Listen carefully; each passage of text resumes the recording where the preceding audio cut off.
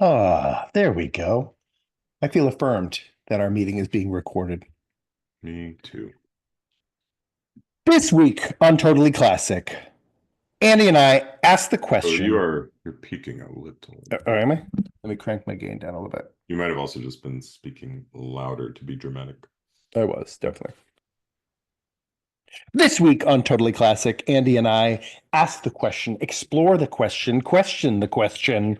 Is, quote, gender affirming care, end quote, ethical? Is gender affirming care ethical? Now, this was sparked by recent hearing before the Supreme Court of the United States of America on an attempted ban on what is referred to as gender affirming care in Tennessee. This brought to the forefront an issue that has been, I would say, in some ways, sort of outsized in the amount of attention it has received based on the prevalence of the friction therein. However, the fundamental underpinnings of it make it an existential question, I think, for most of the U.S. population. So it has led to already some strange movement in the body politic, and I thought no more perfect time than now to ask this question, explore this question between us, as I feel like so many cohorts are examining this question for the first time or re-examining it. So let's do it. Yeah, and as somebody who comes from and still at least has one foot in the progressive camp, it's interesting this exact topic and this exact phrasing. I don't feel like is often what is brought up. It's Oh, maybe interesting. the positioning is slightly different, but it's going to be called something Yeah. like trans rights. Um, Hmm. is the one I'm probably the closest to. Yeah. And as I've said offline, and even in our we did at least one episode I think about trans. Um, I noticed that this issue more than I think any other seemed to be emotionally provocative for me, and I'm Yeah. assuming that's because it's closer, having trans friends. So yeah, I'm grateful to explore the issue with you in love. Yeah, I am too. And that's what most fundamentally, that's why I want to phrase it in terms of ethics. My ethics, obviously, as I've explained before in the show, would be rooted in biblical ethics or Christian ethics, like thou shalt not murder, because essentially it's a Ten Commandment, and because human beings are made in the image of God. So that always tends to be my underpinning for all ethics, even colloquially held ones. So anyway, I'm well aware as a human being living in the world that ethical principles are sometimes not based on any foundation, but pragmatism comes in, or there are even, I think some people have senses of ethics are whatever the community sort of collectively dictates, which I think is probably the most dangerous thing. But we live in a democratic republic, so I think we end up hewing towards that to some degree. I'm going to avoid that person in my personal exploration of the issue. Um, but I wanted to, again, since I frame mine in a biblical sense, uh, loving God with all your heart, soul, strength, and mind, and loving your neighbor as yourself are the sort of fundamental under principles for sort of all ethics. And so I like that you already had brought up love, and that's because in some ways it could almost be that. I think we could almost phrase it that way. That is gender affirming care, quote unquote, loving. I I think they're almost not exactly, but they're almost the same question. Yeah, I had the same thought because we were just talking about that offline. So I will hold that and yeah, answer in that way as well Yeah. as we go through and probably reveal our even deeper stance on what it is to love. Yeah, I think it's I mean, the good thing, and I want to say it that way too, because that's something I think pursuing what is it, principle and action in love is a fundamental. We may, of course, quibble about what those things mean, but it would be a fundamental ethic that I think we both share. And I say that again because totally Cure and Totally Classic, our goal always is to pursue any topic, whether it's considered verboten or not, and maybe especially those ones to show people there's nothing to fear in curiosity and exploration in and of itself. But finding common ground is a great early tactic to be like, well, what do we agree on? And I think at least in that general principle, I want to zoom out for a second. So it was like I feel in terms of ethics, we would already have common ground there, which again can create, I think, a safety, a bit of a safety net even for your psyche. So for any, knowing you have like you're like, oh, this might be more like emotionally tricky for me. As many of those sort of safety nets as you can create in a conversation, I think the better. Um, so yeah, so loving. So is it loving? So our preamble, we often kind of give our pre-vote, kind of like the monk debates. I don't know if you guys are familiar with those. Check them out; they're excellent. But like the audience comes into the monk debates and sort of they have a question on the board, and everyone kind of gives their pre-vote, and then at the end of the debate, everyone gives their sort of after vote to see, if the arguments presented during the debate swayed were convincing to the audience. And usually, of course, it only varies to some degree. But my preamble is that gender affirming care, quote unquote, is not ethical. So my starting vote before we have this conversation is no. But I'm curious to see how that alters throughout our experience here. Yeah, and I know we're supposed to choose, but maybe there's an allowance in the beginning to go with maybe.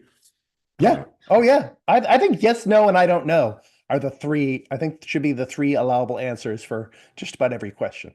Okay, fair enough. Yeah. Yeah, as often, you've pulled a lot of research. I'm still going through it. So, as is often our dispositions, you'll be coming at this, I think, from a deeper body of research, and I'll be coming at it probably more from personal relationships and interactions. Yeah. Um, Which and hopefully they can smash together like waves and create a panoply of aquatic brilliance, crystalline in the sky. and I think that one of the key distinctions there, I think that'll Yeah. naturally come up, and this is especially relevant as we legislate these things, is Yes. children, right? Are we talking about adults or children? Yeah, I would think centrally today, I think Yeah. we should focus on kids because I think that's the area of grave controversy. I think honestly, there's very little controversy. There's still some, and I think that we can zoom out to that. But I think centrally, where the rubber meets the road, is where it comes to kids. And we've talked about this before. I think and I say this too for again, most of my family are Democrats, and for the longest time, everyone was like, "Yeah, I don't care. I mean, as long as the kids stuff. I mean, when it gets his kids or whatever, I don't know about that. Like everyone just puts this like fuzz up on the edge when children are involved. That all of a sudden you're like, now, which to me should make you go, well, wait a second, why? Because if whatever you're talking about is as innocent as a lamb, but I think people don't look at it as any of this is innocent. It's dare I say nuanced. It's far more complex than that. It's far more interwoven than that. But as far as gender affirming, well, I guess what would be gender affirming care would actually be like what people on the outside are doing to someone who is seeking help. I think in general, people have the idea in the US, the libertarian idea, which is if you're an adult, well, except whatever, a huge chunk of our population threw it away in 2020 and said, no, you must do only this. And if you don't do this, you're evil. But generally speaking, throughout most of our history of our lifetime, people, I think, tend towards libertarianism or liberalism when it comes to adults doing things that we have full right to like question them, um, and decry them or call them terrible or whatever. But you're also like, I don't know, like if an adult wants to cut that off or cut this off or inject this or whatever, I don't know. Like kind of, I think most people are just like, I don't have the time for that. But when it comes with kids, we do, I think, with children, already understand we have an innate communal responsibility to protect children more than we do to protect adults. That almost like at some point we're like, okay, well, that ship has sailed. Now, I don't think that's completely correct, but I do think that's speaking of communal ethics. I'm for some reason in this moment reminded of penis splitting. That's immediately what I was thinking of. Oh my That's God. That's like a Andy. Bill and Ted moment. That is super weird. That's why, well, because yeah, when I got into tattoos for the first time, like 15, 20 years ago, I started getting on these body mod sites, these Reddits or pre-Reddit even, but like these like community, whatever boards. And I'd be like, oh, looking up cool tattoos. And I'd be like, oh, extreme body mod. what does that mean? Click. And I was like, whoa, what You the know better than to click the word extreme on the internet. I clicked it so many times. And then I started saying, and then I would just like leave it open on my dad's computer, that sort of thing. You know what I mean? It's fun. It's good. It's good. It's good game. Good game. Good game. Um, So but yeah, that's immediately what I thought of. That like some people out there, folks, and I didn't know this existed until I clicked on it. Like, and they're not just one person. Like, there's enough people to, I saw many different penises cut, and you can cut it all the way down to the bottom, guys. Did you know that? oh, To the bottom. you shared this with me. That's the Yeah. only reason I probably know about it. Yeah. So in Yeah. that case, like if that person had friends, I'm fully on board with his friends being like, dude, stop, don't do this. Totally fine with that. And in some ways, I would think they would be loving to be like, dude, stop chopping your dick in half. But at the same time, I don't think, well, it would depend on his psychological state. It would be a very wide Rubicon to cross to get some sort of like court injunction against him or seek to stop this grown man from continuing to cut his penis bit by bit until it was completely split in half. That you'd just be like, okay, I don't know, it may be, and it may be fully crazy. It may be it is literal harm, but it's harm he chooses. Tattooing is a type of harm. Um, so hey, he wants to do his thing. That's his thing. Let him do his thing. But obviously, if someone was like, oh, my kid wants to do that, you know what I mean? My 12-year-old son wants to start splitting his dick. I think people would be like way, way quicker to jump on a parent to say, what? Now I don't know if that's real. Like, is that appropriate or not? That's could be part of our discussion today. But yes, I think it's hilarious. Your brain jumped to that because that's what mine did as well. Because to me, that's pretty. I mean, as a man watching that, I was like, oh, that's pretty extreme. That's on the edges. Well, and that's it. And I want to, at least for myself, say I'm not attempting to directly correlate, penis splitting with gender affirming care. Uh, Well, but it was there in are the some similarities. context, Yeah, it was in the context of, you know, yeah, exactly what you just said. yeah, When are we inclined to attempt to regulate or control behavior for an adult yeah, versus a child? yeah. Yeah. And in some ways, I think the lack of attempting to love people radically, um, which is either in terms of allowance or in stricture. Both of those are tenable means of loving someone. I actually think in some ways it's a sad thing that we don't do that also as much for grown-ups. I feel like for a lot of people, there's a sense of like, what are you going to do? There's a giving up sense. I think there's a generally, not always, but there's a general, we've kind of given up on adults. Whereas kids, like we can't, there's too much hope involved. Where we're like, oh, no, we want to be extra careful up until a certain point. Now, it's weird to me that all of a sudden you're 18 years old in our culture and you're like, well, you're grown up now. Do what you want. I can do what I want to you. You can do what you want. Like, that is one of the like one of the least thought through premises. And my kids say it all the time. And I have to be like, that's just what the government says, kid. That's right. I'm that dad. They're like, well, I'm 18. I'll be an adult. I can do what I want. You're like, legally, man. And legality, as we all know, is not the end all be all of what is appropriate or loving Well, I think behavior. one key thing we're getting to here is the irreversibility of it. Yeah. When it's something Yeah. permanent, that Yeah. naturally brings more weight to it, right? Yeah, yeah. And it's complicated by the stuff that you're much more well versed than I am in, which is everything permanent? Meaning, like if body keeps the score, right? And all sorts of Mhm. trauma provide not only consequences to us forever, but consequences potentially for our progeny and for generations after us, which means even the harm I undertake, right? Of like, I got tattooed for like 6 hours, like a couple months ago. And like even that harm like does something to my body. I hope it's something beneficial, but I don't know. And then likewise, like do I how do I hold on to that? What does that do to me genetically? And do I pass that on? Now I know that sort of area of research is still in the area of, theory with some tenable correlation, but that's the wild thing. It's like I mean, is anything reversible?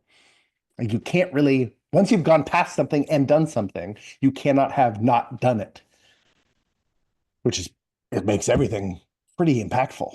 Now, I think some people can't bear under the weight of that, which is maybe why some people want to reject the theory altogether without actually kind of like investing time in it. Because then you're like, now everything is important. And you're like, yep, it is. That's why I Um, can't even pick a tattoo. Right? Right? At some point, you just gotta leap. You gotta press delete, you gotta press save, you gotta press book, you gotta whatever, do the thing. Okay, but is gender affirming care ethical? Uh, we've examined ethics. Um, let's look at gender. Okay, so gender we've already, I think, had a dispute to some degree, so we can skip through this a little faster. We did it in a previous episode when we talked about pronouns. Um, but I think in some ways maybe this will be the longest portion. I shouldn't say we should skip over it, but the what gender means is, I think, the most fundamental disruption in this entire question, or in this entire issue, which is why I think people like doing it at the Supreme Court and being like, they kind of got back to some fundamentals. I don't know if anyone's sort of like gone through any coverage of that. It wasn't covered as heavily as I thought it would, which I thought was sort of strange.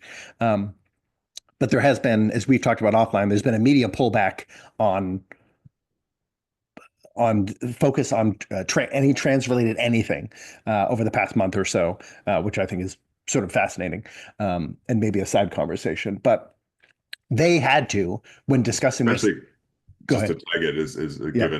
given that it was a focal point of advertisements. Yeah, you had highlighted to me and stuff we'd been talking about that was ads that at least mentioned trans related things totaled like over $200 million of ad expenditure. Yeah, from the Republicans and From the Trump. Republicans, yeah, from Trump, I think Trump specifically too. Which again, I guess to give you context, because this is the thing, I was like, that sounds like a lot. Now I got to tell you how much that the billions of dollars they spend or whatever on ads for politics in a politics season is, oh my gosh, it's horrifying, folks. But the biggest one day ad spend just for in general, like it was a particular Friday, Trump spent about $37 million on a day's worth of ads. So that gives you context of like how much, like, so like 40 to, whatever. But that's, again, that's days and days of worth of ads, let's say. That's a week's worth of advertisement about something that affects 0.0001% of the total population or whatever. We're talking about children, like gender dysphoric children who are seeking like medical intervention. It's a pretty. We're talking thousands, tens of thousands of people or whatever. So these people matter. Every single one of them is made in the image of God, worthy of our attention and our love. But in terms of like a politics season, it does seem weird sometimes when they focus that much on it. But it's also been sort of highlighted as one of the reasons the Democrats might have lost, not because just of that attention, but I think because of the extremity of viewpoint based on general population, that sort of thing. General population is what I've referenced for gender. Um, can we in this conversation find a mutual agreed upon definition of gender, or will we probably have to proceed with like kind of dueling definitions of the word gender? Yeah, yeah. For me, I mean, I'm still in the idea that sex is connected to biological sex, how we're born, we would say assigned in the progressive camps. And then gender is fluid, and gender is something you can name. Yeah. Yeah.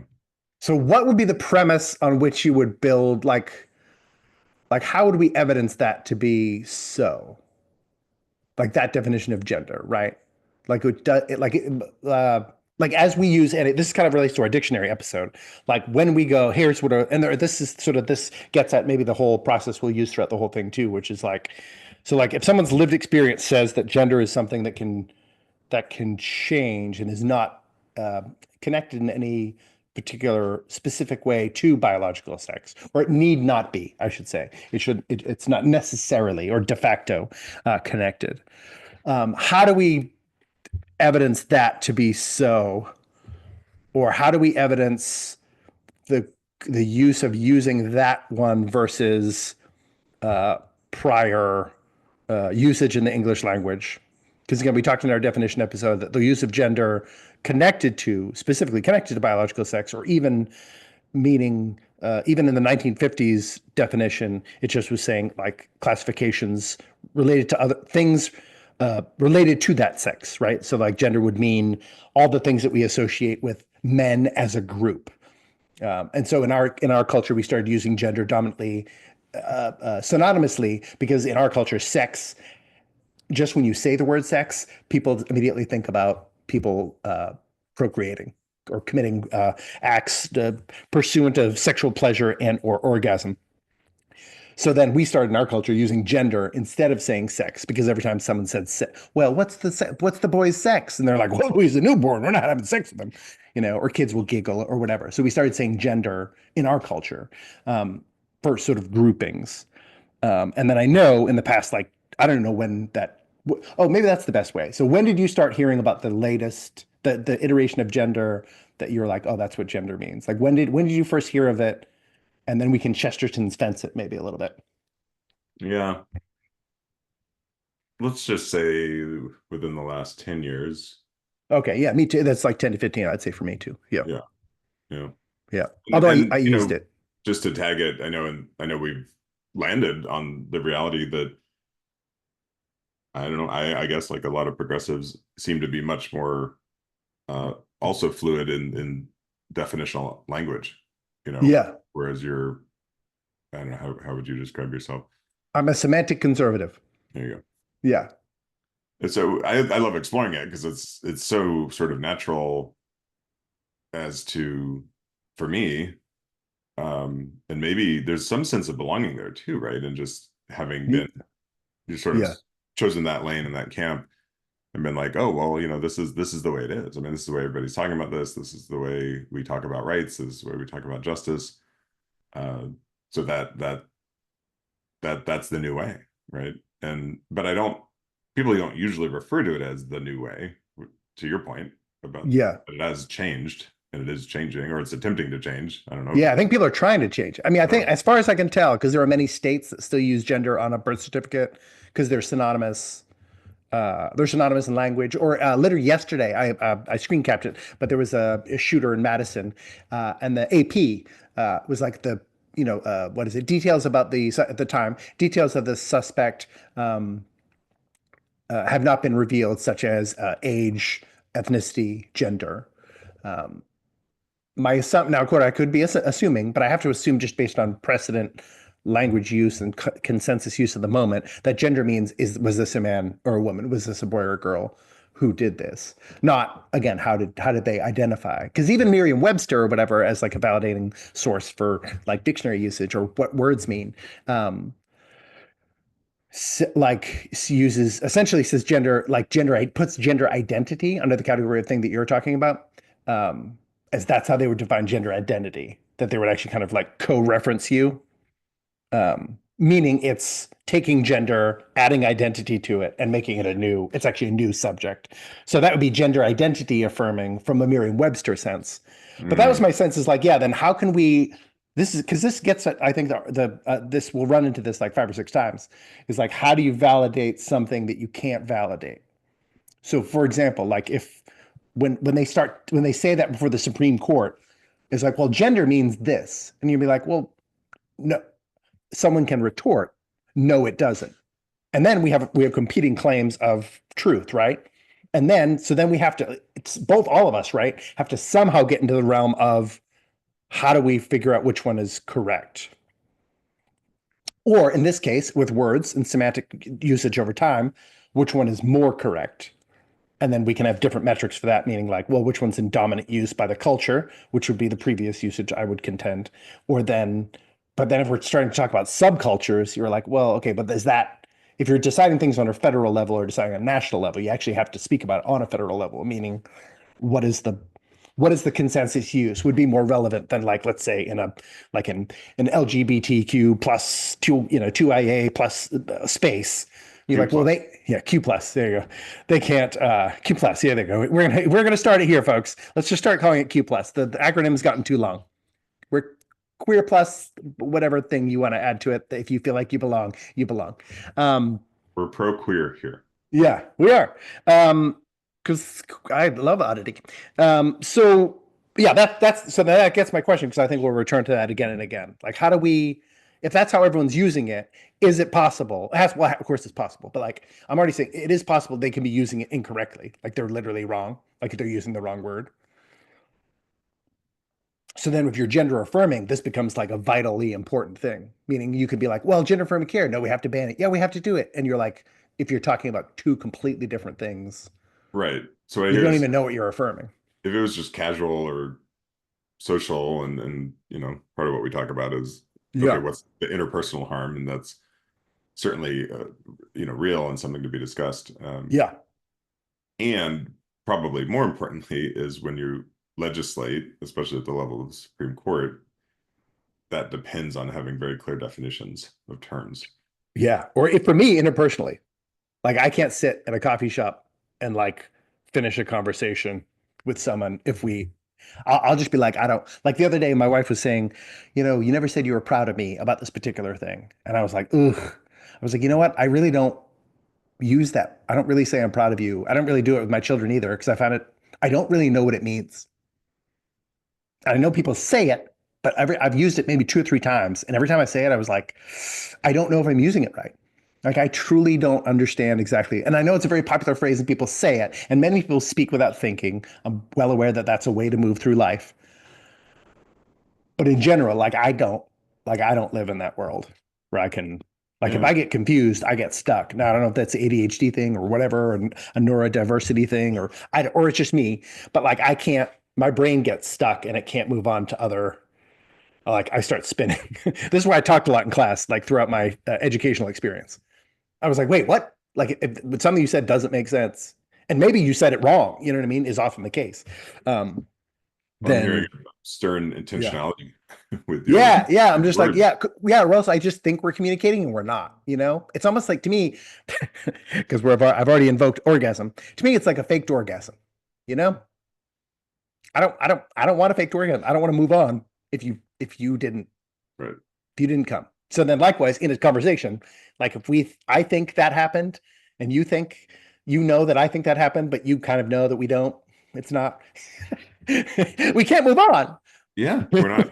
That's a yeah.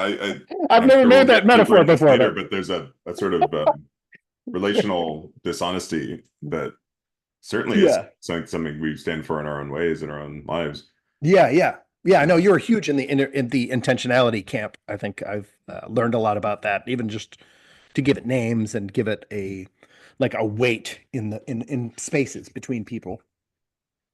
well, How one thing I important want that to is. also address, part of my bias is living here in Chicagoland, very blue, very progressive for the most part, Yeah, um, and my thinking about my stepdaughter. She's in the fourth grade. yeah, It is plain speak. I mean, she has friends who have changed their pronouns to yeah, they them. yeah, Same with my niece who's in the eighth grade. Um, so I'm very curious. I'm like, is that so? Part of me, based on that very limited evidence, would say, wow, this generationally, this language will shift. It's sort of heading in that direction. But I have no reason to believe that's widespread, and I'm curious if it is. yeah, yeah. No, kids do it here, um, and then it really depends on what the parents. This is what the parents have taught children about what. This is every parent's duty, right? To pass on, you pass on the ethics that you've received previously, or the definitions you've received previously that you believe worthy of carrying on, and ones that you abandon or feel like need to be abandoned, you don't. You don't. Ooh, I'm a clap. Would you pause real quick? Okay, so you're seeing it there to some extent. Yeah, yeah. And what I've taught my kids is not to agree to anyone's pronouns, as we talked about in our pronoun episode. So if someone says I'm a they, them, you go, well, no, what are they, male or female? Pronouns are That's literally what pronouns are for. So likewise, if they were like, if the orange animal that goes through the orange with white stripes and black stripes on it that like cruises around the jungle in India, uh, and it's one of the largest, felines on the planet, is a rabbit. I'd be like, cool, cool, cool, cool. I still love the person who said that. Don't have anything personal against them. Don't want any harm to come to them. But that's a tiger. So we'll continue calling that a tiger.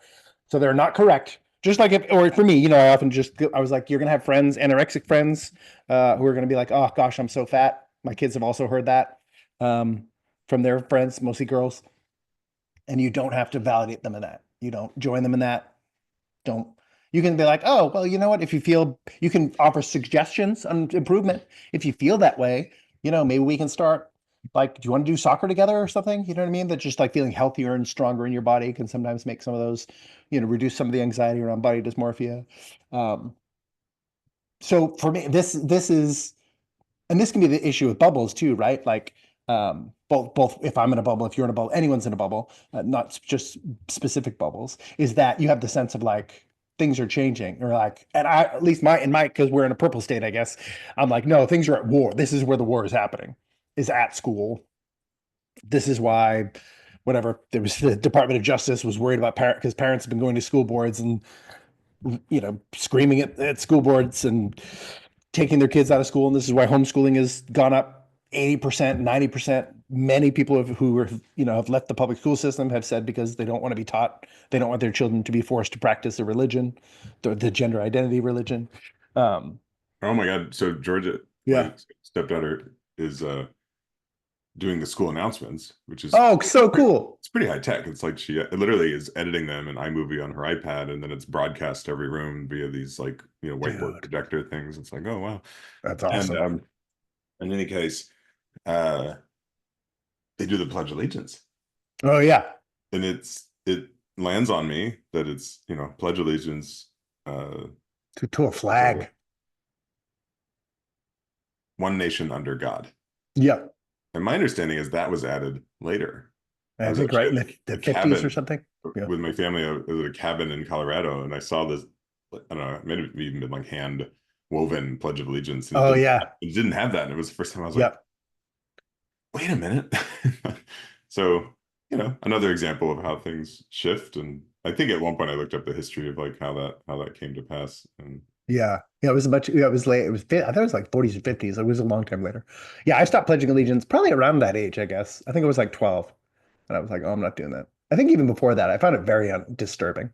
I think pledging allegiance to a flag, because you're still doing that primarily, folks. I pledge allegiance to the flag and to the republic.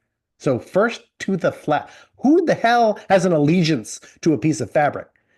Yes, yes, everybody in the military, whatever for your service. I think that's, if you did it and you think it's meaningful, I would love to know why. It seems super weird. And yeah, once you say under God, it's an anti-Christian thing. You thou shalt have no other gods before me. So you can't pledge allegiance to a flipping flat a piece of fabric. That's crazy. But again, I'm a literalist, and I know a lot of people are just like, well, you know what we mean. I was like, well, no, I don't. I the don't. preposition is important there. Under God. I mean, God's still, I think, reigning.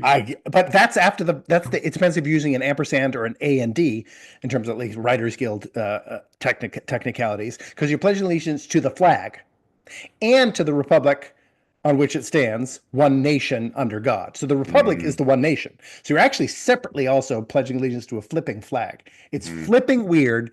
I think it's gross. I think it's disgusting. I don't No, think it it, should it be. really, Yeah, I was like, I think we'll agree. We should get rid of that, by the way. I sort of forgot about it. And now that it's become high tech, it almost seems weirder because at least, I don't know. I guess it seemed somehow better to do it in person, but I'm with you. Yeah, My yeah, greatest vision for humanity in the world is pretty anti-nationalist, that we somehow transcend these ridiculous nations that always just seem to want to fight with each other yeah, and hoard resources. So yeah, like I get playing for a team. That seems to be a basic like yeah, biological need. yeah, yeah. Uh, and yeah, I'm with you. So wow, we've We're we've already. we've This is a great agreed thing. on a side Yeah. supposition here. Yes. Well, To that's why I think, eliminate. yeah, people don't like, listen, not everyone likes tangential conversation. I'm well aware. But I think, especially in any areas of conflict, tangential conversations are vital because you can usually end up bumping into something. Sometimes you end up tangenting out of some sort of avoidance. And then you can agree. You're like, oh, yeah, I think the Pledge of Allegiance is super creepy and weird. I don't like it. I stopped doing it when I was a kid.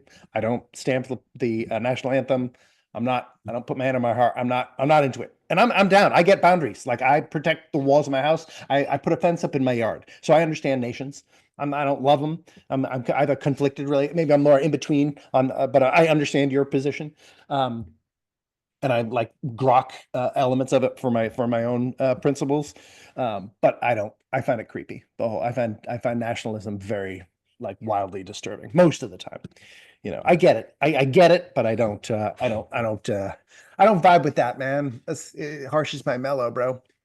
Okay, but like with that, with your daughter or gender, like if she's learning the word gender in school, and then let's say the teacher taught her the definition of gender that you just related, and then parents protested and say, well, that's not true. Would they, or would you acknowledge that they have a better case than the opposite? Meaning, we do have evidence, like scientifically speaking, like using scientific rigor. And I know you've been on the board of a scientific I would say a scientific adjacent organization.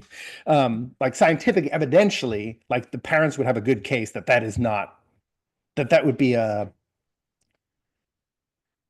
you would be leaving out the entire history of the word. That would be leaving out slavery. It'd be like talking to the United States and never mentioning slavery. And if you just said, well, the United States is a colorblind society, and we're moving on here. Well, the You know what I thing, mean? the bridge there I see is Yeah. that you've helped me see is, I'm all for changing it. I just think we need to actually have an honest conversation about changing it, which Yeah. Yeah. which acknowledges the history.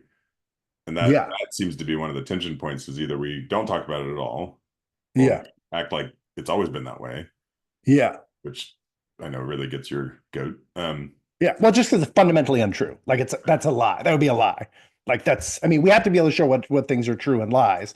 And so you can make the case that saying that is the definition of the gender is potentially false. Just as you could say the same thing about mine, that my definition based on Oxford's references going back to the 1400s is false. But if we're trying to decide this not even a society, just between two people. So if someone, like you're in a group and someone says, this is what gender means, and you go, well, no, it doesn't, then how does that person evidence to you in that moment that you heard the new definition? How did they evidence to you that that's literally what it meant? As opposed to and again, using the rabbit, it's just as equivalent as the rabbit tiger example. You know what I mean? Like a rabbit is you're seeking evidence, perhaps physical proof, to replace the biological proof of what sex certainly means and gender classically has meant. No, even just the word. Yeah, just the word. They're saying this word means this thing.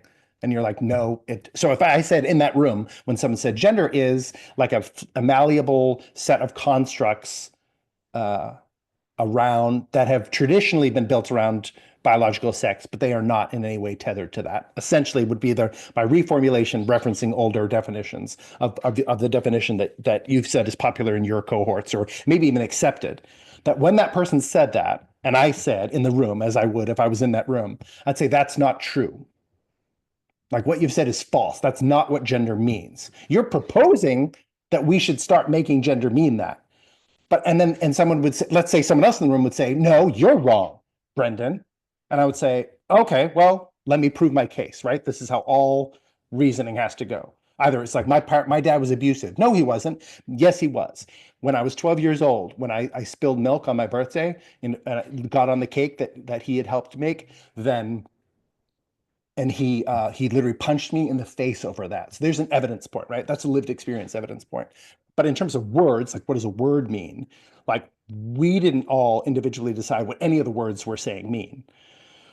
That's not how words work. So then, generally speaking, at least growing up, like you would go to a diction, like so I would pull a dictionary out, right? Or I'd pull out Oxford and be like, okay, well, from 1400, it's meant classifications of groups and as related to men and women there. And I'd pull out AP from yesterday or the birth certificate form from Ohio, where it says gender when they're born.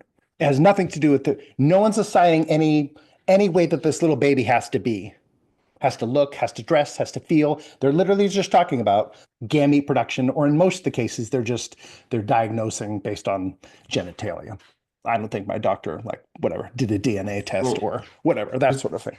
just to shortcut this, Yeah. I don't think there's a lot of evidence, and that's why I Yeah. wish I could see stats on, like, I don't know, it'd be cool to see like how many people are actually using it, how many people pick, Yeah. like, because my frame is fairly biased given where I live and the cohorts I hang out with, Yeah. and my just general willingness to be like, oh yeah, well that seems like, I mean, my desire, I think my willingness to accept this definition is rooted in the idea that it seems, and we do need to get back to gender affirming care, but this is the slightly broader concept of just gender exploration and personal exploration of sexuality and gender. To me, creates a more sort of open vessel for that exploration, for especially for children. Um, that said, I can't provide you the evidence that that's the way Yeah. that that's what the definition has meant historically, or even for a particularly long period of time. So that's Or why even now. that's what I mean, or even now, Yeah. right? Like Yeah. broadly or statistically in any statistically relevant way Yeah. that it's accepted. You know, we've talked about this with Yeah. ancillary terms like Latinx or whatever, where it's like, Yeah. oh Or wait, literal. it Yeah. turns out nobody, well, not nobody, but it turns out like even the cohort, you know, that was being Yeah. You're proposed for talking about. Yeah. doesn't like it. Yeah. Yeah. They found So it offense. It was, yeah. so no, It was a racist term. Yeah. I don't think it's necessarily defensible in the way you're asking for. And so that's why Yeah. I'm saying, gosh, wouldn't it be interesting if we could actually just have a real conversation about the proposal that's being put forth? Yeah. Yeah. Yeah. Well, and that's even the question too. Like, do you know the Chesterton's fence thing? I've only had it introduced to me in the past like year or so. I've seen the phrase for years. So Chesterton's fence, I'm going to do the quick version of it now. It's a sort of principle. It's been around. It's based on a G.K. Chesterton quote. The author and thinker and whatever quote machine. But essentially, it means like don't tear down a fence that you don't understand, and it might be doing good work that you are not considering. Hmm. That's kind of like broad, like general usage when people say it. I've seen people use it for years, and I finally was like, where does this come from? This comes from a quote. Let me just read it real quick. G.K. Chesterton's, where he said, "There exists in such a case a certain institution or law, let us say for the sake of simplicity, a fence or gate erected across a road. The more modern type of reformer goes gaily up to it and says to it, I don't see the use of this. Let us clear it away. To which the more intelligent type of reformer will do well to answer, if you don't see the use of it, I certainly won't let you clear it away. Go away and think. Then, when you come back and tell me that you do see the use of it, I may allow you to destroy it." As a general principle of social, I've seen this offered as like a general principle of how we adjudicate progressive and conservative, or in this case, both. And the thing I like about it, both thoughts are headed towards reform. Our desire is to alter. And I actually think that's in our country, especially, that's what conservatives and progressives are both up to. We're actually both up to reforming, adjusting, changing, altering, because we all acknowledge the system's not working. Right. So, and we know like that is the obviously the overarching thing I think we both agree on. But the thing is, as with the using changing a word like gender, I think that's the justification. You have to make the justification of like why, what is the impetus to change, to try to change the word from what let's say in this case, what it literally means. Like the word, what the way we can validate the word as meaning. So you're like, we're going to just keep using this word almost like in a slang fashion, but then we're also going to try to legislate based on our slang, our internal slang that people don't agree to or whatever. Again, this is the colonial impulse. You're the small group, you come in. I don't care how you've been doing it for 400 years. This is how we want to do it. And we look at how important we are because we have guns or whatever. We have superior weaponry, right? Or we control academia or whatever it is. So then that's my, and I think we've already run into it with gender affirming generally. And I think that's why it's at the Supreme Court, because we've run into the limit of it. We're like, oh, that's what the fence was there for. The fence was there so like men wouldn't beat women up, punch them in the face and body in order to win a gold medal, right? Which happened in the last Olympics with Iman Khalif, who's a biological male, although most likely with an intersex condition, as far as we know. Anyway, so that does complicate that matter, but nonetheless, a man beat a woman to get a gold medal. We've had thousands at this point. I think tens of many thousands, if not 10,000, like state titles, regional titles, that sort of thing, won by boys competing against girls. We have inmates who have raped their cellmates because they're a man saying they're a woman. And so we've sort of seen, oh, a bunch of people took this fence down, and then we saw what the fence was for. And we're like, oh, snap. So in some ways, I feel like this is the cool thing about people kind of running ahead of the conversation. We've actually observed the effects of Chesterton's fence. So we're like, okay, well, something was correct about that fence. Something about it. Now, maybe we need to move the fence. Maybe the fence needs to be, smaller, made of different slats, whatever. You can still quibble about where the fence placement needs to be. but we've taken, I think by taking the fence down, and I think to me it's rooted in changing the idea of what gender is personally, because that's the, I think as we parse down, I think that's the lowest level of it as far as I can tell. Um, is that we may have seen kind of where harm comes about, or at this point, like where children can, or under adults can have their, have their penis cut into, it wouldn't be split. It's split. It's like split, but it's banana split. You like slice it and then you slice it. It basically inverts the penis or whatever. Um, Oh, it is. So it is more related. I don't know much it about is. Yeah, it is. Yeah, yeah. My actual dad, surgery. my dad did a documentary years ago with that gosh, I can't remember her name. She was the, we were just talking on the thread about it. There was a doctor who's been practicing sex changes for years and for decades at this point. She's probably one of the most highly he's one of those, there you go, highly vaunted performers of the procedure in the United States, and was part of the study that New York Times reported on that was held. The results were held. It went from 2015 to the last year or earlier this year, but they didn't publish it because it found the effects of treatment didn't provide the benefit that they were looking for or whatever. And so they held it, being the political landscape as such, they decided not to publish it. Anyway, that dude, my dad shot a couple sex changes, operations or whatever, and then came back and described it in vivid detail over breakfast. Oh, wow. Well, one that I know you sort of offered it as just a data point, but um, the thing about sports, to me, Yeah. um, supports and strengthens my desire to have two terms. Mm. Like, and because I actually, as I've looked at some of the things you described over the years, especially Yeah. with sports, I think that should be based on biology. I don't, Yeah. it's clear that there's a great amount of harm being done and maybe fairness being uprooted Yeah. in, and of course you have extremely strong women or very slight men or whatever, but for the Yeah. most part, we do divide ourselves biologically in sports because we have, the mean for the sexes tends to produce different biological traits that directly correlate to performance in sports and the ability to hurt each other. Yeah. So that to me is a clearer example. And Yeah. Maybe it easier. would be Yeah. easy to just be like, well, don't make it about gender, make it about sex. Yeah. Well, people are saying that it already, this is why the argument is about gender, because they're saying this is gender and sex are the same thing. They're not different. And this is the problem, is we have a world now with, I would say, as far as I can tell, like an adamant minority who's saying this is what gender is, and you're like, no, you can be whatever gender you want, and they're like, no, you're not that gender, and they're like, what are you talking about? You can't ever say what somebody is, and they're like, what are you talking about? Like we divide, because again, we divide sports by gender. No one ever said sex-based sports when we were growing up. That's not the term. So that's not a term we grew up with. People said gender because when you say sex around kids, they giggle. And so it's too distracting. And we already had gender for hundreds and hundreds of years, meaning people as a group. Okay, so we need a Yeah. new term. That's what We I'm need, we that's what need I'm a saying. Yeah. third term. Yeah, we need a new thing, which is, well, people use gender identity, which is helpful because it admits that gender means biological sex. So then it's your identity. It's Mhm. essentially how you identify related to your biological sex. But they're And you trying to were saying say that that's an actual term now in the dictionary?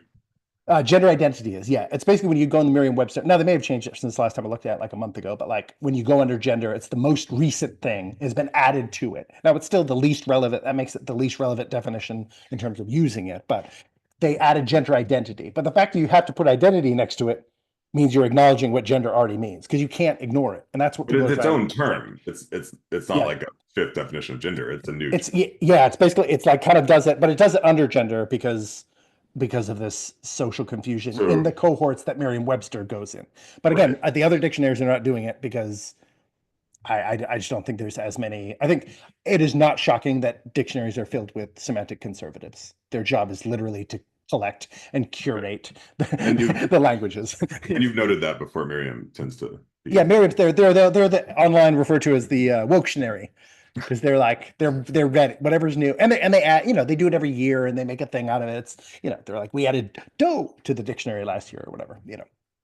They want to like, they're fun. They're the fun uncle. They're they're, the fun they're uncle. they're the cousin of the Urban Dictionary. Yeah, exactly. Right. Or the Wiktionary, where you can just put in whatever you want. Yeah. So yeah, so that gets us at least in the way of like it's not gender identity affirming care, it's gender affirming care. So that gets us to gender affirming, maybe. Mhm. Which is now I reject that.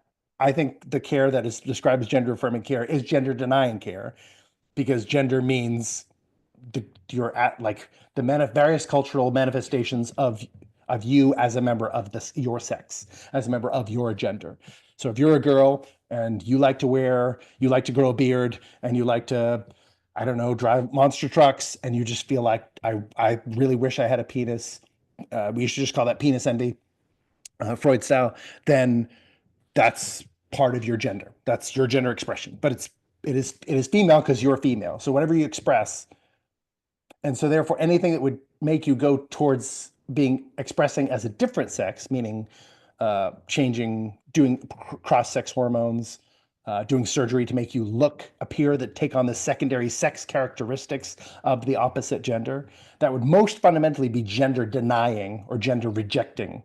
So again, I don't, gender affirming is I, again, to me, it's one of those things that I was like, this is just not true. This is like someone saying that gender means only this new definition and other things. They're being dishonest. Like that might be their proposal, but if they're saying it not as a proposal but as a fact, then they're being dishonest. And this is going to permeate. I'm saying this now because this will permeate my whole position because I feel like at least in terms of stuff I've absorbed, this may be my bias of cohort.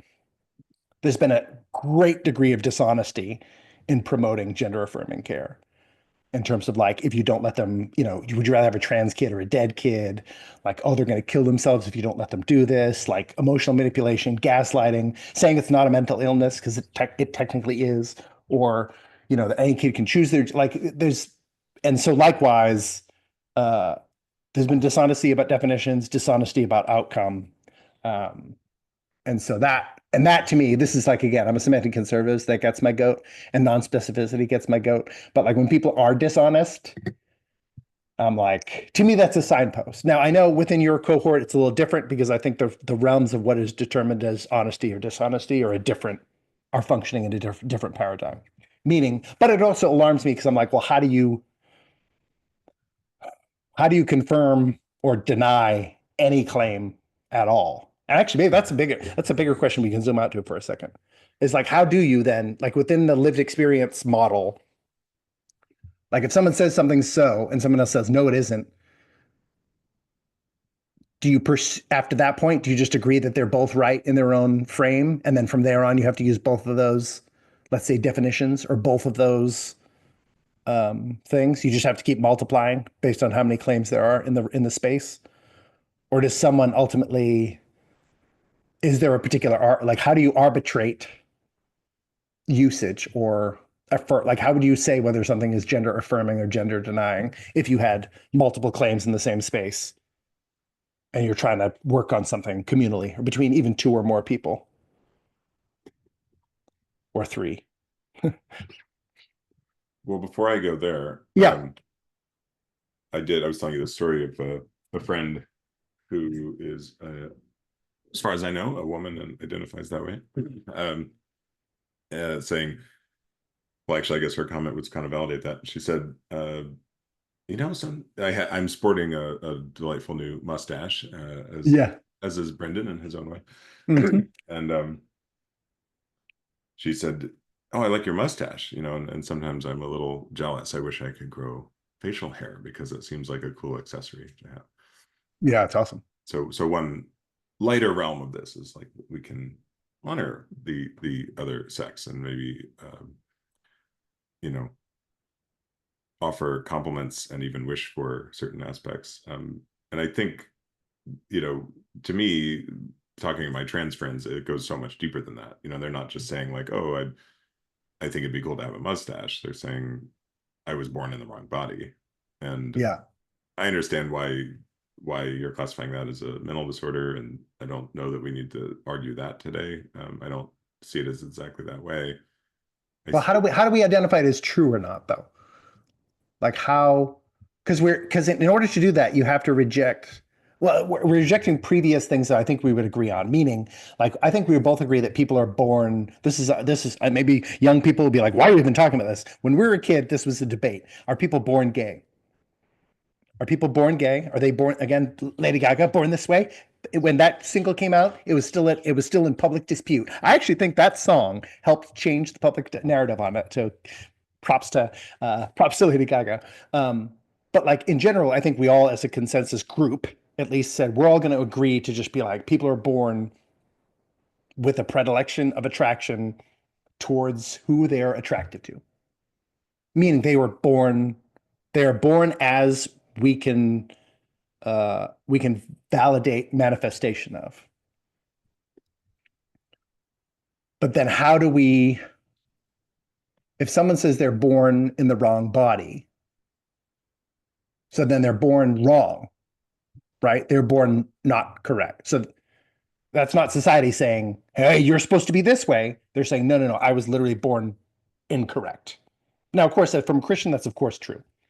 We're all born in a sinful state, so that's not they're not wrong in the fundamental sense. But like, how do we validate or invalidate that as a legitimate claim? Same thing like with gayness, right?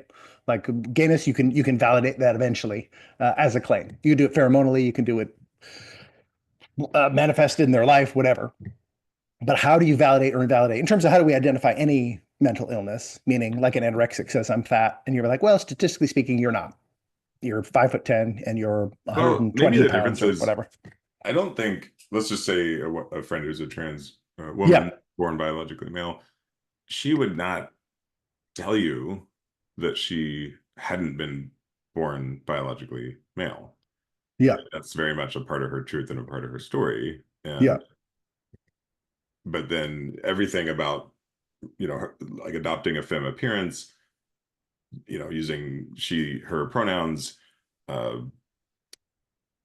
uh, and I think actually eventually even looking into, yeah, gender affirming care, we would say in this context or surgery.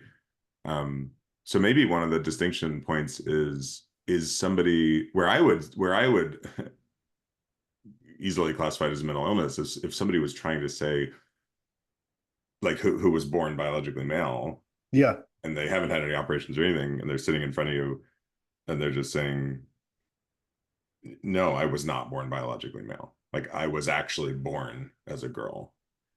yeah. That to me would cross the line. Yeah. Well, I think, but that's what I feel like people are doing. Maybe they're not. But if they're saying like, but my gender is, then they're changing the definition of Yes, gender in I order to get then, that. they're saying the exact same thing. I mean, in terms of like what those words mean that they're Right. saying. Right. So that's, I think we've Yeah. just dialed right into Yeah. the Yeah. That might be essence the, of it. Yeah. yeah, where they're denying, because they're denying their own, well, and they're denying even what gender means, because then they're saying like, I'm this other gender. And you're just like, you're not, because we validate gender by biological means.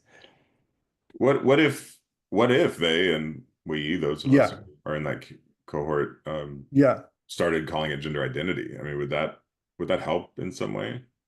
It's like Um, separated. yeah, I mean, it definitely helps because it places it firmly in the realm of the religious, where it's like when I say I'm a child of God, right? Well, and we Not, often talk about identity. I mean, yeah, the pronouns are in the classification of identity, yeah, you know. yeah. So So yeah, I don't resist that. yeah. But then again, if they're saying they identify as the incorrect thing, that's like me my height identity. Like height. Now I can say height means however I feel. Like if I feel taller than you and I'm not, I feel taller than you, then I am. Now that's not, I can say the height means kind of like your presence, right? And it does metaphorically in terms of poetry. Height means like how big you feel, right? So I feel bigger than you, Andy. All right, so my height is, I'm taller, my height or my height identity is taller than you. How would we validate that or anything? Like when does that, like how do you, in your space, how do you invalidate that? Can you Well, say, I know you feel that way, but that's not the case? Like, I feel like I'm the leader of this group. All right, well, I know you feel that way, but I'm actually the elected CEO. If you go to the website, you can see there's my name on it. Like, how do you run anything if anyone can make a claim, especially one that can be biologically validated or definitionally validated? how do you, and this is part of the Supreme Court to have the same conversation. You're like, well, wait, how do you, if it's mutable and we can't ever validate it, how do you know that someone isn't, how do we just not know someone's lying, not either lying or they're deluded in their own, like that, how wouldn't that be a mental illness, I guess, if I insisted that I'm taller than you? Yeah, I mean, I think a lot of the human existence is based on belief that probably doesn't have physical proof. Um, but I hear the question and I appreciate it. And one of the things I've noticed probably helpfully with you as a mirror is even just in my own language, how often I say, "Oh, I feel like," Yeah. and it'll be like I may be quoting somebody, and I'm like, "Well, I feel like they said this," and it's like, Yeah. Yeah. "Well, I don't have to." That's actually, well, first of all, it's not a feeling, so it's kind of an odd thing to say about Yeah. Yeah. myself. Yeah. Yeah. Yeah. And second of all, it sort of highlights to me, at least for myself, as somebody who's really self-reflective, Yes. and I must have sort of picked that up, you know? I mean, that's what often happens, and you're in a social Yeah. group and people are talking like that. I'm like, okay, how has that sort of become in many cases, my default way of expressing myself? Well, I feel like this, I feel like that. Yeah. I feel So like what you're it's saying is, yeah. tangentially kind of like a curiosity I'm holding. Like how Yeah. often am I saying, or is anybody saying, well, I feel? If the first words are I feel and that's not followed up by Yeah. an actual emotion, maybe you need to pause and say, okay, what am I about to say and why am I saying it? And is there another way to say it? Yeah. Yeah. It could be clearer. Yeah, that makes a lot of sense. Yeah, because my desire is to. This is the funny thing is, like, if I took the quotes away from gender affirming care ethical, I would say yes, gender affirming care is ethical, and I believe in gender affirming care. Now, what people mean when they say gender affirming care, I think is unethical, and I think it's unloving. But I think it would be loving to validate, like, let's say your friend specifically, like, I feel like I was born in the wrong body. Yeah, like I get that. I do get that. I would even say, like, again, I would say as a Christian, I validate that. We are all born in a body. There is something wrong with our bodies. Our bodies are built to in a way that barely works, like works miraculously, let's be honest, but tends towards entropy, disease. I have these things in me that want to do things that I really want to do, but probably shouldn't do. I do those things. Like, yes, there is something fundamentally wrong with what's going on, the way that I'm born and what I want to be and what I am. Totally makes sense. Like, I get it. So in the very even fundamental below the claim of what it's related to, height, gender, attractiveness, whatever, my case, mutant abilities. Um, I don't have them, but I identify as a mutant and have my whole life, and I've just yet to be able to manifest them. But if there's anyone out there testing for super serums, I'm here to volunteer. So, but then secondarily is I love how you actually are. Like, I love what you are. And I think it'd be much more powerful and beautiful and helpful for you and everyone around you to be, you don't have to change who you are physically in order to be acceptable to yourself or others, in terms of, like, you don't have to fundamentally rupture and like, I don't have to be tattooed. I like to do it. I get it. So I understand for purposes of beauty or like whatever, signifying something. And I totally obviously get that as well. But I want you to fall in love with the way that you were born. And then if you're saying something that isn't true, right? Like, oh, like if I say, gosh, I felt like I was born black, then, and I start like darkening my skin or just going out in the streets in blackface would be the first start, right? Like dressing like a woman or putting on makeup is kind of our cultural version of blackface, like woman face. So like if I started doing that, now I would be a little worried for my friend who did the blackface because I'm like, oh, people might take this the wrong way. And that happens with trans people, trans identifying people, right? Who dress up like women and sometimes face aggression the same way as if I walked out in my neighborhood in blackface, I would face some aggression. Those are consequences for actions, but that's also an unloving receipt of who this person is. But I would also be like, well, what's wrong with you? Like, why does that have to be so wrong with you that you need to change it or walk out in it? So to me, the most loving thing would be to affirm their gender. Be like, no, you're made a man, and maybe according to everyone else, you're a weird ass man. Be a weird man. I was like, that's again. So now I'm not going to stop thinking of you a man or referring to you man. You can chop your penis off. You can put breasts in. It doesn't. None of that. It's all cosmetic surgery. you're engaging in like the stuff that makes me super sad, like about Ariana Grande's face, right? She's like 20 something years old and her face is completely changed. I don't even know the lady, but it makes me so sad. It makes me really sad. I don't think she's stepping into her power at all. You know what I mean? If you're slicing things off your eyes and pulling this and making this bigger because you think that somehow makes you better. And I'm sure people, my mom feels that same way about my tattoos. She's like, oh, your skin was so nice beforehand. It was so good, you know? So I get it. I like walk in it, but like in terms of affirming, like how do I ethically gender affirm? And then we can get into the care. This is tangentially starting to peel into care, but like lovingly, like how did we get to the place of of like born this way and then not born this way anymore? And maybe I'm just too, maybe I'm like, oh, I finally just committed to one thing and now you changed it. So it could be my own intellectual sloth. I'm well aware of that. Yeah, I it's hard to talk about because I don't have that lived experience, so it's all secondhand. Yeah. But you have the lived experience of the person outside. This is all we have, right? In Right. terms of like whether you validate any of your friends in any of their claims about themselves, right? Because we've all done this with our friends. We've either said, yeah, I see that about you, or we've said, you know what, man? Like, I'm sorry you feel that way. I felt that way too, but you're not right. You're actually one of the most compassionate, loving people in our group. And I can evidence it to you because remember that time, blah, blah, blah. And you can point out to them all the times in which they've been Right. compassionate, loving, even though they say, you know what, just a selfish person. I only destroy things. So And that's and they believe it. And they believe it's as true to them as anything else, you know? But so I agree. as friends, you know? I think part of our definition of love, at least, is similar in that when you love somebody, you stand for their truth. You stand for and being, we might call it tough love. I don't entirely love that phrase, but it's Yeah, it's you know, weird, isn't it? but the idea that and I this is my like hardest part, right? Yeah. You know, Brene Brown and others would say, you know, be kind more than nice, and Mm, yeah, is yeah. clarity, and therefore kindness is truth. And so I think your argument is leaning more towards that truth, like, attached to a very strict traditional definition of gender, which I'm not um, disputing in this moment.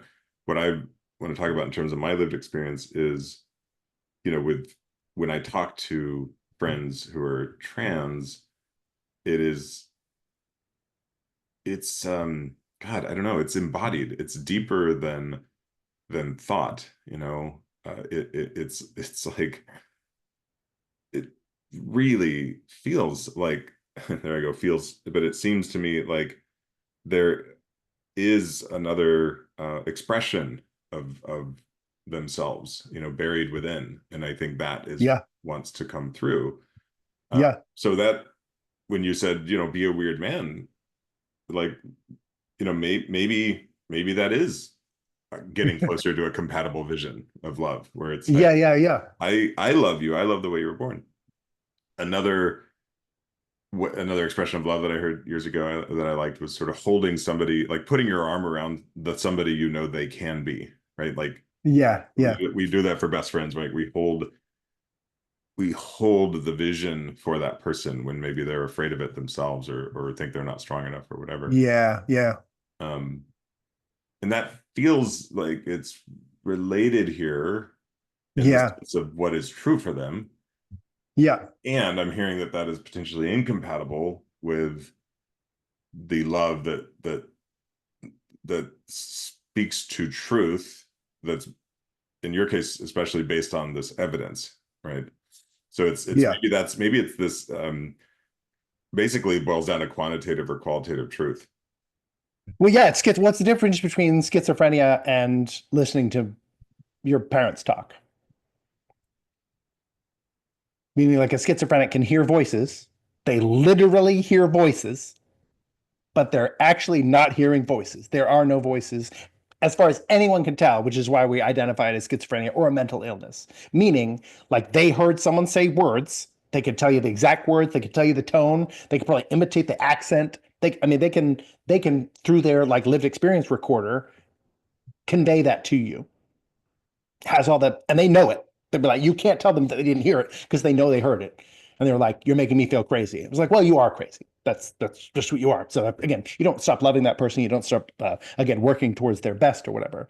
But you have to like, how would you figure out whether they're crazy or not? Like, you have to validate whether can you can you record the voices? Can anyone else hear the voices? Can now it doesn't mean this is possible. They're saying everybody else is crazy. It is absolutely within the realm of possibility. I've been in cohorts again where I'm not a I enjoy creating like dissonance and fun. I'm a disruptor, dude. But like, and so I've been in cohorts where I'm like, okay, either I'm crazy because everyone else disagrees with me, or everyone else is crazy and I'm right. And I hold whenever I feel like I'm right, I'm gonna hold on. That's why I run to evidence because I'm like, okay, this is how we solve these disagreements throughout all human history because they'll never stop. It's not even a slippery slope. Like gender is one that's so fundamental that it's at the bottom of a slippery slope because gender is like fundamental to our reproduction as a species. So it is existential. It's an existential question whether like gender can be altered or changed or not.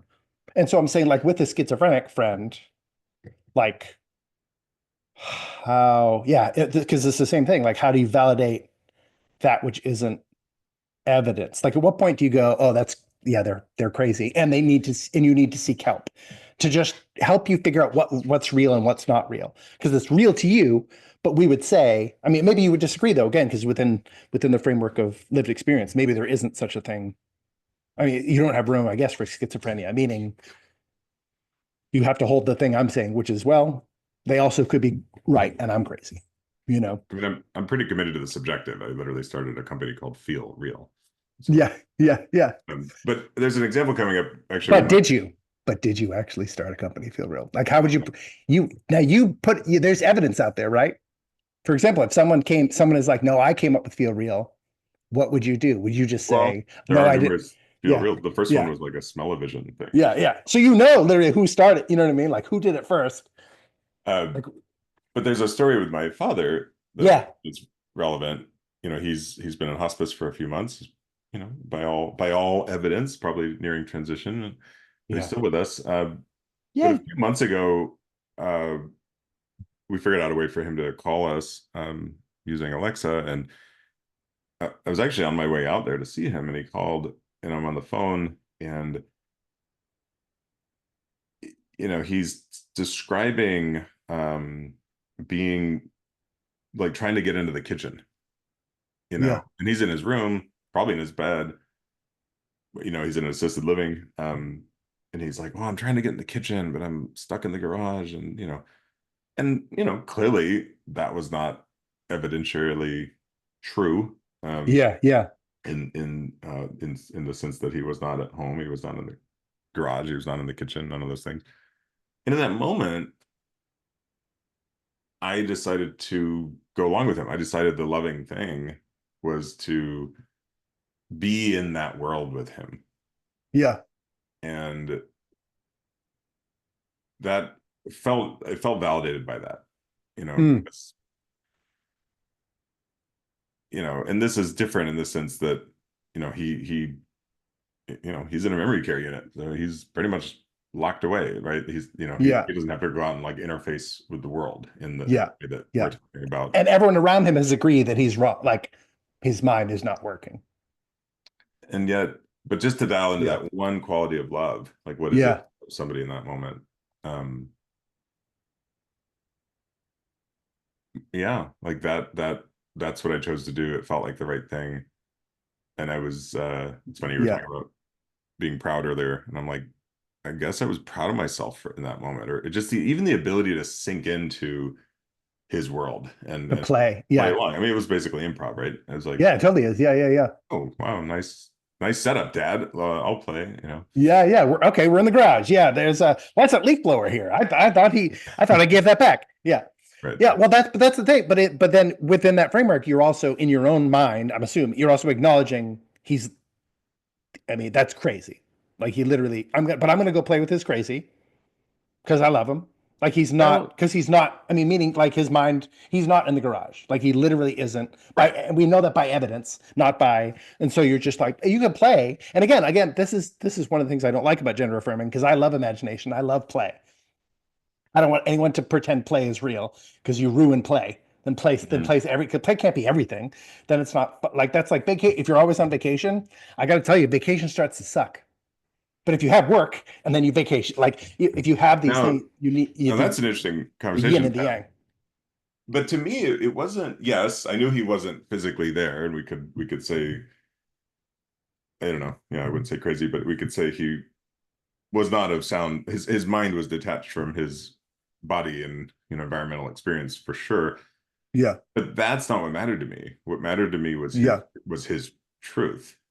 And sure, Well, but it wasn't truth though. You know what I mean?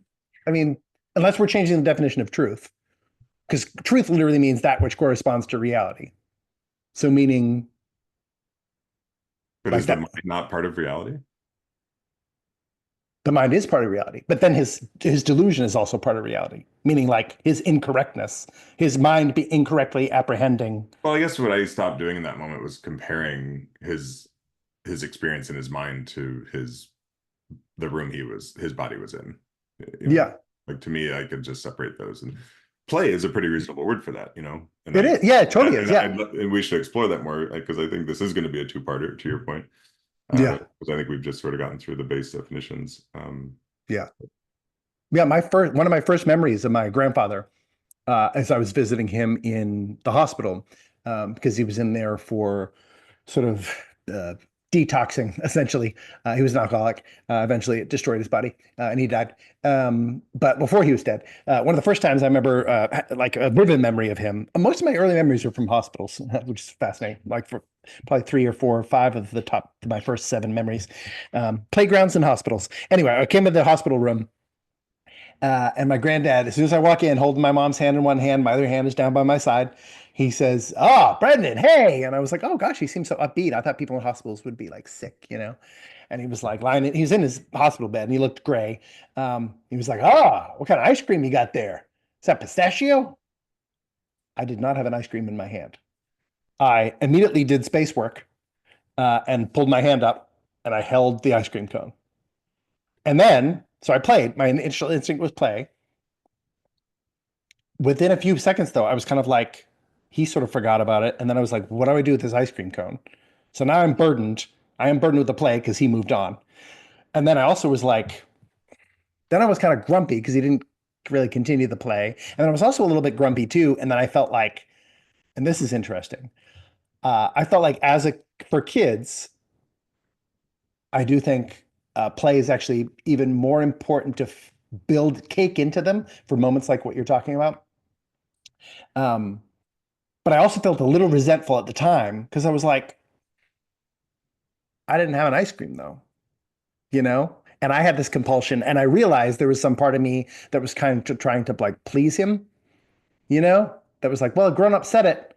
And then so part of me was like, ooh, I played. Playing is good. Trying to please a grown up just because a grown up says something that's not true is a terrible, terrible instinct. You know what I mean? No child should ever be taught to do that. It's like to me, especially now that I have daughters, way too dangerous, you know? And so my mom and I had to talk about it, and he was like, "Well," but again, I knew he was like in delirium tremens or whatever. He also hallucinated. So it was a hallucinate. The mom's like, "Oh, he was hallucinating." He also hallucinated a bunch of. He was like, "Yeah, I don't know why they have all these. They hung up all these nice hams and sausages in here. He thought there were hams and sausages hanging up along the whole wall of his room." So I've been aware of like people, but again, I was just yeah, he was crazy. Like his alcohol had driven him crazy, or getting off alcohol at that point. He went back to it. Don't He didn't quit. My granddad was not a quitter. Um, but in the same sort of framework, that there is a balance there, meaning like I knew he was crazy, and I knew I wasn't, because at that point either he's crazy or I'm crazy. Meaning there either is a cone or there isn't a cone, and there's no Schrodinger's cat there. And in which case I have to, as a child, go, okay, well, I can see the cone. I'm an imaginative. I played imagination games as a kid. I didn't have video games as a kid like you. Um, so I don't know if kids today can still do this, but I have memories of when I played, and I can see the things that happened when I was playing. Like I have memories of those things happening, of like a field of lava. And that's in my memory. So I have this concrete memory of playing on a field of lava. There was no field of lava. There was no ice cream in my cone, but I could see it. I can play along. I can make it real. And I've improvised a lot as an adult, so I can still kind of do it. It's not that the muscle isn't as strong. But I also do have to know like which one's real and which one isn't. Meaning like my survival is necessary for it. My ability to function in a community is necessary for it. Um, because what I imagine, again, this relates to my mutant powers or whatever. Superhuman strength, I had it in my imagination. I've lifted boulders, I've lifted cars and thrown them, and I have those memories. I know they happened visually, but I can't stand in front of a car because I'll get hit and killed by it. Now that's kind of an extreme example. And likewise, if your dad was like, "All right, you know what? There's a burglar in my garage right now. She's trying to take my clothes, right?" And you hear someone else in the room, like, do you keep validating him, or do you have to stop validating him because he's going to try to hurt the burglar? So, I mean, we can play to some degree in terms of like if you want to talk a person down out of a schizophrenic episode, or if someone's literally hallucinating, I'm not going to be able to talk him out of his hallucination. I And I think can't. that's He's, the perfect setup for part two, right? Like, yeah, what is the impact? We picked apart yeah, definitions, history, the very yeah, nature of truth, yeah, love, ethics. We've covered a lot of territory here. yeah, So I think that part two is, well, what are the consequences?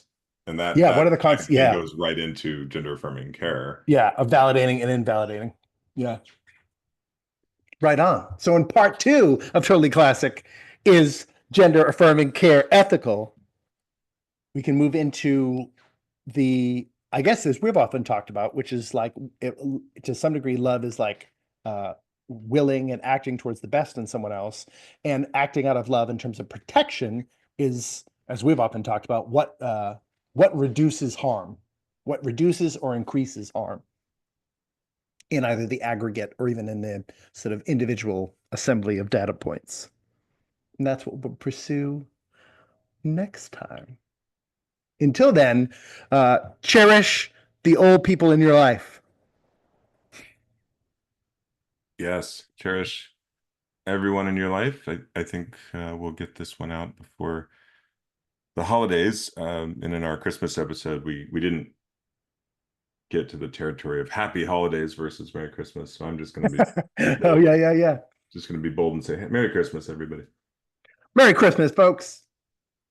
Merry Christmas, Andy. Merry Christmas, Brendan. Love you. Love you, man.